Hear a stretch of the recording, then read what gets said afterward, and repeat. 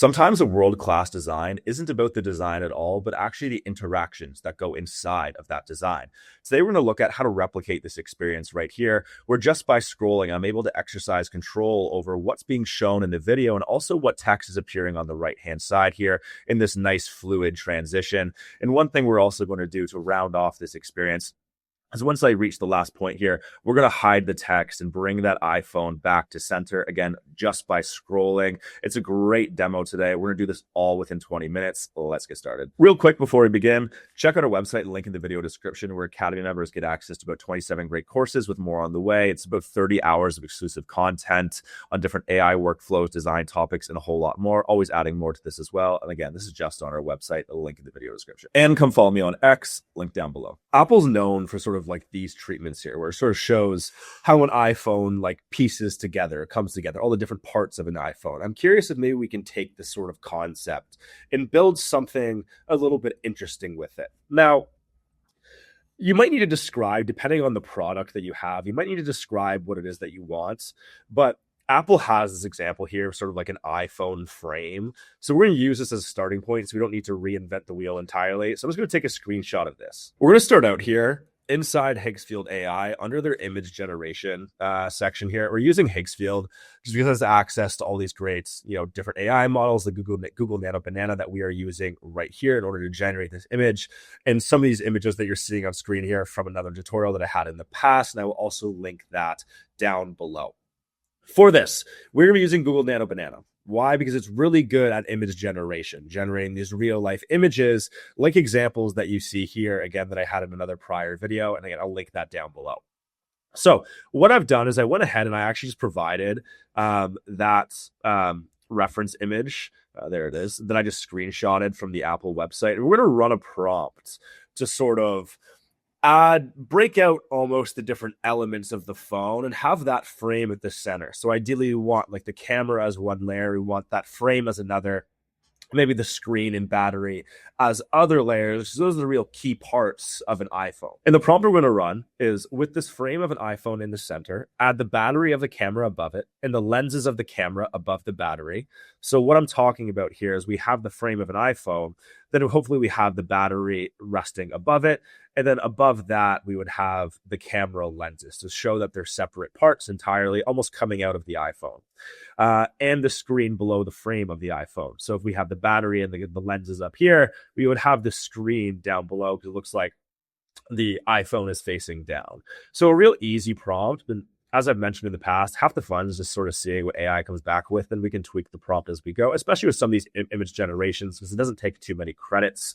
And we're going to use Nano Banana, as I mentioned, and make sure it's set to 16:9. Let's go ahead. Let's generate. This is originally what I got back. So this looks like some type of creature versus what I wanted to see. So I just tweaked the prompt very slightly. I'd ran it again originally, and we got this. So you can see that there's two screens, and sort of it was the opposite order, where the camera was below and the screens were on top. So I just refined it very slightly and ran it a couple times more.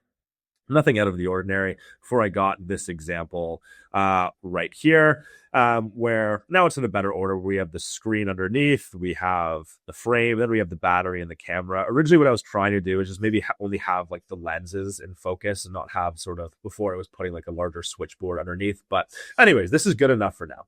Let's go ahead, let's download this and generate one more image that we're going to use. Offline, what I had done is, after we had our first image here, I had Google Nano Banana generate me this image of like a gray iPhone that we use as a starting point. You're going to see what I mean very shortly. We're going to go ahead and download this too. Now we're going to build a animated video that combines both of those images. So we're going to navigate up here within Higgsfield to video and choose to generate a video. What I did is I generated this video. My apologies, everyone. I messed up with the recording. So I'll walk you through how I got to this result.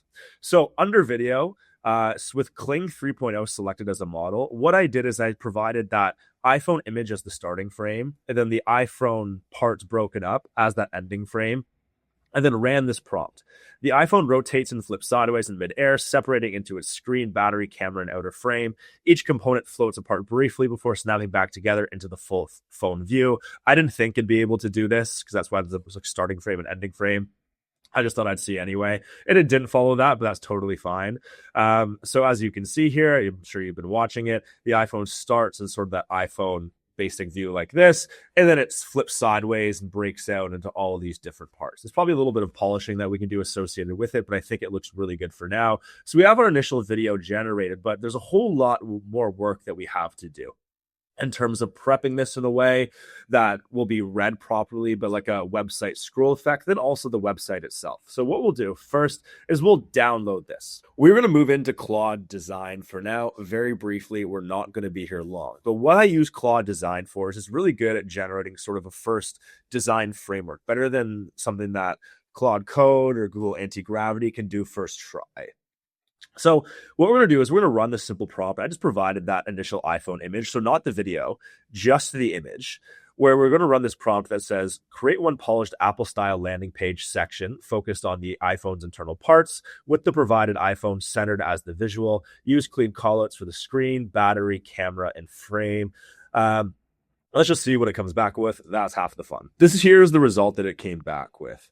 I think it looks pretty good. One thing we might want to do in Claude Code later, depending on just sizing and things, maybe move all like the points relating to the phone on the left or the right. We'll figure that part out later. Now, this looks good. So let's move into Claude Code then. And whether you want to use Claude Code or Google Anti-Gravity doesn't really matter. We're going to use Claude Code today. We're going to cover Google Anti-Gravity in future lessons, so be sure to subscribe for that. But we're going to go up here to share, send to Claude Code, send, and then just copy this command. Let's then navigate into Claude Code. But again, whether you're using Google Anti-Gravity, there's other options for you to export and bring those files inside of Google Anti-Gravity or whatever other tool that you're using. But again, we're focused on Claude Code for now. So with that copied, let's navigate into Claude Code. Inside of a new Claude Code session, I'm going to paste in that prompt that I copied from Claude Design when I went to go export, and we're just going to say run locally. Let's run this. What we have here now, again, running locally, is exactly what we had inside of Claude Design. What we want to do next is bring in that MP4, make tweaks to it. So we actually break out that MP4 into individual frames so that we can control the effects and the text that appears at certain points of that animation. If you're not too sure what I mean, hang tight. It's all going to make sense. Back inside of Claude Code is, you can see that first off, like the image isn't rendering here for whatever reason. But what I did is that I then uploaded that MP4. So we want to get rid of this image now, start moving in towards like that scroll animation video effect. We're going to run this prompt using FFMPEG. FFmpeg, I don't even know how to say it, but essentially what it is, it's a tool that it breaks out a video, an MP4, into individual frames. Because everyone should know, or hopefully you know, if you don't, fun fact for you, that a video is basically a bunch of individual frames pieced together, and the video moves through those frames very, very, very, very quickly. What we want is we want the individual frames, because then we can control what text appears at specific frames. And if that's just in an MP4, that's very difficult for us to do. And this tool allows us to do that. So saying, using that tool, break this video out into individual frames.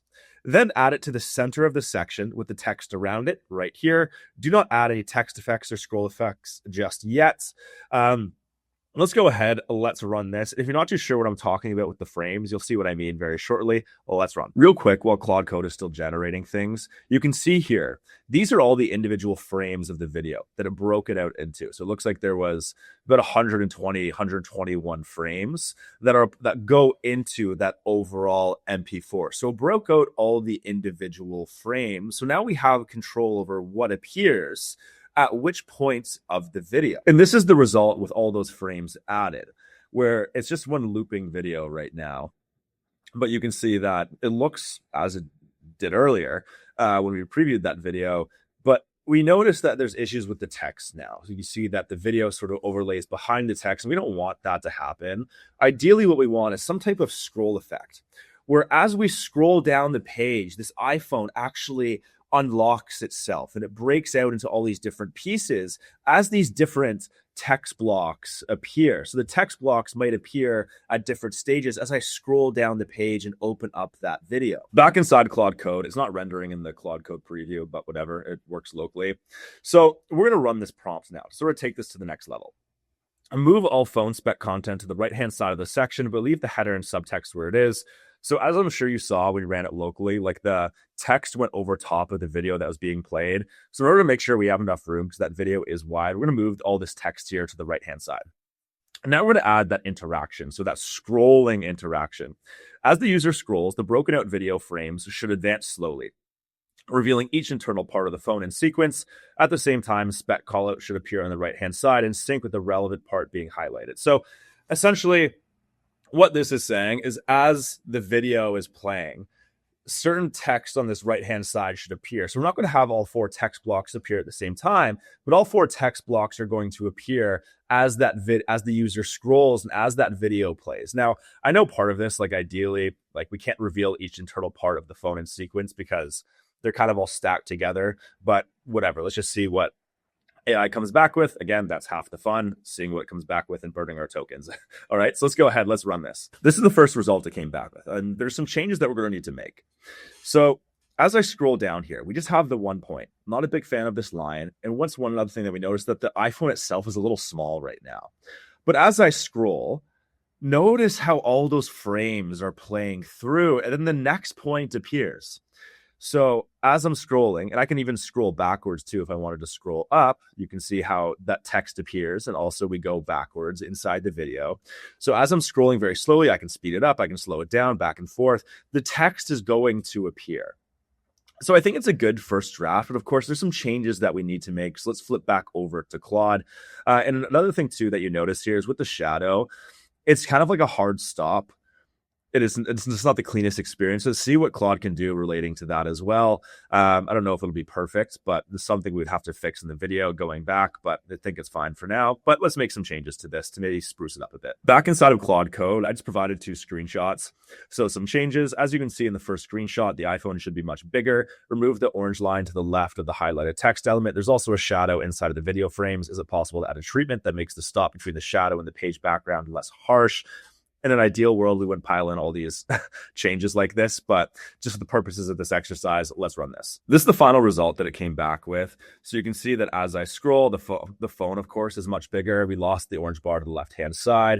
It looks like there's still an issue with the shadow here, but we're going to pretend as if it's perfect. And I think this is looking much closer to the end result. One thing that I do wish, however, but it's okay for now, is that maybe when the phone is closed, we have better use of like this white space, but it is what it is. So I think we're in a pretty good spot. Maybe we'll polish it just very slightly and preview the final result. So I did a little polishing, starting with the on-load effect. So if I reload this here, you're going to see that all the text elements in the phone appear. We'll do it one more time.